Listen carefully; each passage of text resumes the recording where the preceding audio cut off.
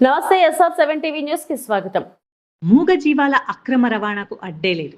జిల్లాలో చెర్లనే ప్రధాన అడ్డా. భద్రాద్రి కొత్తగూడెం జిల్లా చెర్ల మండలంలో ఆవుల అక్రమ రవాణా రోజురోజుకి విపరీతంగా పెరిగిపోతోంది.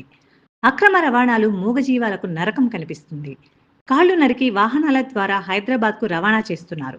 ఆదివారం స్థానిక చెర్ల బీఎస్పీ కార్యాలయంలో జరిగిన సమావేశంలో బీఎస్పీ చెర్ల మండల అధ్యక్షులు కొండా చరణ్ మాట్లాడుతూ నిబంధనలను తొంగలో తొక్కుతూ అధిక సంఖ్యలో ట్రాలీలలో, లారీల్లో, డీసీఎంలలో, వివిధ వాహనాలలో పశువులను అత్యంత దారుణంగా కుక్కి మెడలు విరిచి కాళ్లు కట్టేసి నీరు లేకుండా గడ్డి పెట్టకుండా అత్యంత హింసాత్మకంగా మూగజీవాలను అక్రమ రవాణా చెర్ల మండల కేంద్రంగా కొనసాగుతుందని, అతి పవిత్రంగా భావించే ఆవుల అక్రమ రవాణాకు గురి కావడం పట్ల పలు హిందూ సమాజాలు ఆందోళన వ్యక్తం చేస్తున్నా పట్టించుకోవడం లేదని అన్నారు.